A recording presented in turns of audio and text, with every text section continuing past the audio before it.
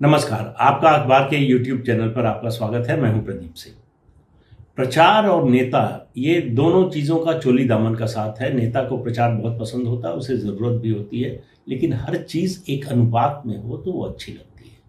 जब अनुपात से बाहर चला जाए या नेता कोई ऐसा हो जाए जो प्रचार की भूख इतनी उसकी बढ़ जाए कि उसके लिए वो कुछ भी करने को तैयार हो, देश की प्रतिष्ठा भी दांव पर लगाने को तैयार हो, अपने को हंसी का पात्र भी बनाने को तैयार हो जाए, तो समस्या होती है। और ये काम इस देश में करने वालों में सबसे अग्रणी है अरविंद केजरीवाल, जो दिल्ली के मुख्यमंत्री हैं। उन्होंने कल एक ट्वीट किया और ट्वीट करके ये कहा, सिंगापुर में आया कोरोना का नया रूप जो है वो बेहद खतरनाक है और भारत में ये तीसरी लहर का कारण बन सकता है। अब सिंगापुर में कोई नया वेरिएंट आया, सिंगापुर वेरिएंट आया, ये बोलने का अधिकार तो आपको नहीं है। पहली बात तो ऐसा कुछ है नहीं, एक बात। दूसरी बात, उन्होंने उसके यहीं तक नहीं रुके, उसके आगे गए। उन्होंने अपील की भारत सरकार से, ये बताने के लिए, दिखाने के लिए, देखिए वो कितनी चिंतित हैं लोगों के लिए, देश के लोगों के लिए, खास तौर से बच्चों के लिए तो बहुत ज़्यादा चिंता है उनको। उसी में दुबले हुए जा रहे हैं और कुछ काम ही नहीं कर पा रहे हैं, बस बच्चों की चिंता में घुले जा रहे हैं। हाँ, उन्होंने अपील की कि सिंगापुर से हवाई सेवाएं तत्काल बंद कर दी जाए, जिससे ये वेरिएंट जो है वो भारत में ना आने पाए। बड़ी अच्छी बात है। दूसरी अपील क्या की उन्होंने, लेकिन दूसरी अपील पर आने के पहले जरा इन दोनों बातों पर बात कर लें। पहली बात तो ये, सिंगापुर वेरिएंट जैसा कोई वेरिएंट है नहीं। और इसका नतीजा क्या हुआ अरविंद केजरीवाल के बयान का, कि भारत सरकार की प्रतिष्ठा धूमिल हुई। भारत सरकार की स्थिति बड़ी नाजुक हो गई। क्यों हो गई?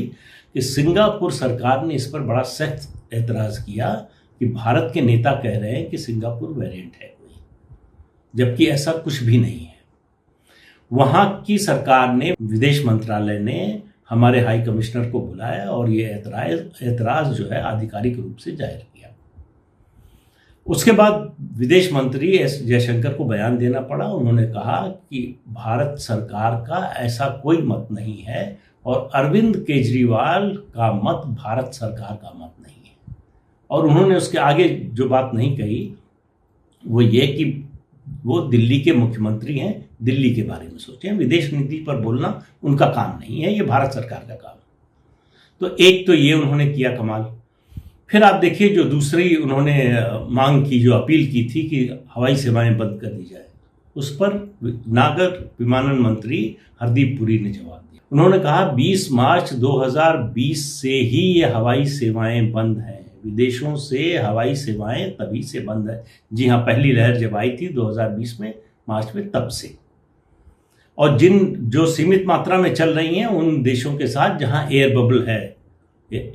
सिंगापुर के साथ एयर बबल नहीं है, इसलिए वहां से सेवाएं नहीं चल रही।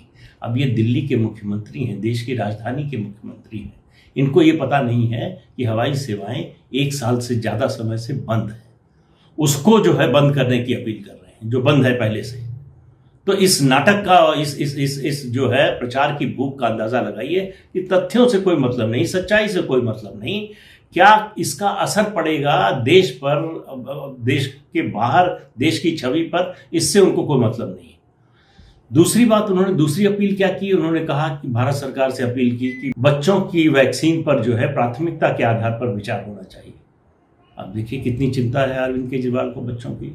वो बच्चों की चिंता में देश के घुले जा रहे हैं। उनके लिए बड़ी समस्या है कि बच्चों को अगर तीसरा वेरिएंट आया और बच्चों के लिए खतरनाक हुआ तो उनसे ज़्यादा चिंतित देश में और कोई है नहीं। भारत सरकार को नहीं है, किसी और राज्य सरकार को नहीं है, किसी और मुख्यमंत्री को नहीं है, प्रधानमंत्री को नहीं है, सिर्फ अरविंद केजरीवाल को चिंता है। अब सच्चाई क्या है? सच्चाई ये है कि कोवैक्सीन के निर्माता भारत बायोटेक पहले से ही बच्चों 2 साल से 18 साल के बच्चों के पर, और मतलब 17 साल तक के बच्चों पर वैक्सीन, उनको लगाने के लिए वैक्सीन पर काम कर रहे हैं। उनकी रिसर्च चल रही है और पिछले हफ्ते ही भारत सरकार ने सेकेंड फेज और थर्ड फेज के ट्रायल की भी मंजूरी दे दी है। ये ट्रायल जैसे ही पूरा होगा, दूसरा फेज का पूरा होने के बाद तीसरे फेज का ट्रायल शुरू होगा, तो इमरजेंसी यूज के लिए इसको परमिशन मिल सकती है। इस स्टेज पर है वैक्सीन का काम। वहां ये कह रहे हैं कि इसको प्राथमिकता के आधार पर इसके बारे में सोचा जाए। अब आप अंदाजा लगाइए कि ये व्यक्ति प्रचार के लिए क्या कर सकता है, कहां तक जा सकता है। और मुझे लगता है कि दो मामलों पर पिछले एक साल में, इस पैंडेमिक के दौरान, इस महामारी के दौरान, जो दो काम अरविंद केजरीवाल ने किए हैं। एक, जो मार्च 2020 में 30-31 मार्च की रात इन्होंने लाखों लोगों को, उत्तर प्रदेश बिहार के लोगों को डीटीसी की बस लगाकर यूपी बॉर्डर पर खदेड़ दिया, उसके खिलाफ जांच होनी चाहिए। और जो भी दोषी हैं, मुख्यमंत्री सहित अगर वो भी दोषी हैं, तो सजा मिलनी चाहिए। दूसरा, दिल्ली में ऑक्सीजन का जो इतना हाहाकार मचा, ऑक्सीजन की कमी थी, इससे कोई इनकार नहीं कर सकता। उसकी वजह से परेशानी हुई, उसकी वजह से लोगों की मौत हुई, इससे भी कोई इनकार नहीं कर सकता। लेकिन उसको बढ़ा चढ़ाकर जिस तरह से दिखाया गया, जितनी जरूरत थी उससे ज्यादा जिस तरह से लगातार मांग करते रहे, उसकी भी जांच होनी चाहिए। जो सुप्रीम कोर्ट ने कहा है कि ऑक्सीजन ऑडिट होना चाहिए दिल्ली का, तो जरूर होना चाहिए और उसके लिए जिम्मेदार लोगों को सजा भी मिलनी चाहिए। दो बातें। तीसरी बात, मेरा यह कहना है कि अरविंद केजरीवाल बड़े खुशकिस्मत है कि इस समय देश के प्रधानमंत्री नरेंद्र मोदी हैं। उनको अंदाजा नहीं है कि कोई और प्रधानमंत्री होता, या खास तौर से अगर जवाहरलाल नेहरू आज प्रधानमंत्री होते तो क्या होता। देश की आज़ादी के पहले आम चुनाव से पहले, आज़ादी के बाद पहले आम चुनाव से पहले 1951 में आज के केरल, उस समय की जो है मद्रास स्टेट था उसका नाम, वहां से एक पत्रिका निकलती थी, क्रॉसरोड्स। ये रोमेश थापर निकालते थे, धुर वामपंथी थे, वामपंथी विचारों की पत्रिका थी, केरल से निकलती थी। और इस पत्रिका में के एक अंक में नेहरू जी की विदेश नीति की और दूसरी नीतियों की आलोचना हुई। उससे नेहरू जी इतना नाराज हुए कि मद्रास स्टेट को कहा और उस पत्रिका पर प्रतिबंध लगवा दिया, उसका प्रकाशन बंद करा दिया। पत्रिका के लोग सुप्रीम कोर्ट पहुंचे कि ये हमारा जो मौलिक अधिकार है, विचारों की स्वतंत्रता का अधिकार है, अभिव्यक्ति की स्वतंत्रता का अधिकार है, उसका हनन है।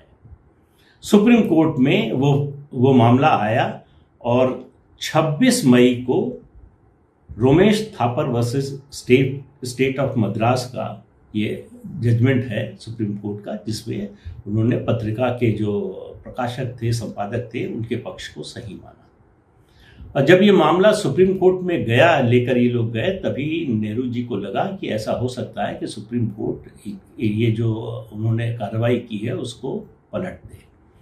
तो संसद में 10 मई 1951 को एक संविधान संशोधन पेश किया गया। पहला संविधान संशोधन था भारत के संविधान में, जो नवंबर 1949 में बना और 26 जनवरी 1950 से लागू हुआ देश में।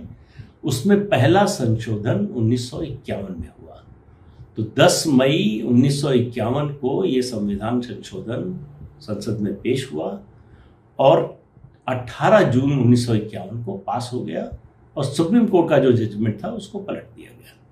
उसमें कहा क्या गया, संविधान संशोधन, उसमें कई चीजें थी, लेकिन केवल जो अभिव्यक्ति की स्वतंत्रता वाला हिस्सा है उसी पर बात कर रहा हूं।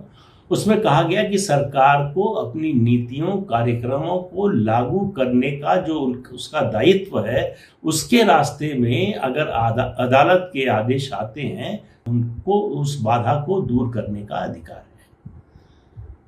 अब आप अंदाजा लगाइए, अगर ये बात किसी गैर कांग्रेसी सरकार ने की होती, खासतौर से बीजेपी की सरकार ने की होती, या नरेंद्र मोदी ने इस तरह का संविधान संशोधन पेश किया होता, तो पूरी दुनिया में हंगामा हो जाता। ये तानाशाह आ गया, जनतंत्र को खत्म करना चाहता है, अभिव्यक्ति की आज़ादी को खत्म करना चाहता है। तो अरविंद केजरीवाल बड़े खुशकिस्मत हैं कि नरेंद्र मोदी हैं, जो बार बार गलती करने वालों पर, जो बार बार देश के खिलाफ, समाज के खिलाफ काम करने वालों के खिलाफ भी कुछ नहीं करते। अरविंद केजरीवाल लगातार एक के बाद एक गलतियां करते जा रहे हैं और केंद्र सरकार उसको चुपचाप देख रही है। कोई कार्रवाई नहीं हुई, कोई उनको चेतावनी दी गई हो, ऐसा भी कम से कम पब्लिक नॉलेज में तो नहीं है। तो ये स्थिति बड़ी गंभीर होती जा रही है। गंभीर इसलिए होती जा रही है कि देखिए, राजनीति दल अलग अलग होते हैं, देश में मल्टी पार्टी सिस्टम है, हर पार्टी की अपनी सोच है, अपने नीतियां हैं, कार्यक्रम है, उनके हिसाब से चलती है, दूसरे की अपना अपना जो विरोधी है उसकी आलोचना करती है, निंदा करती है, ये सब ठीक है। लेकिन किसी पार्टी को देश और समाज में के विरोध में जाने की इजाज़त कैसे दी जा सकती है? लोगों के हित के खिलाफ जाने की इजाज़त कैसे दी जा सकती है? आप देखिए कि जिस तरह से अरविंद केजरीवाल की सरकार काम कर रही है, लगातार लोगों के साथ, उनके जिंदगी के साथ, स्वास्थ्य के साथ खिलवाड़ हो रहा है। केवल मुफ्त बिजली पानी के अलावा इस सरकार ने कुछ नहीं किया। बहुत ढोल पीटा, बड़ा डंका पीटा जो है वो मोहल्ला क्लिनिक का।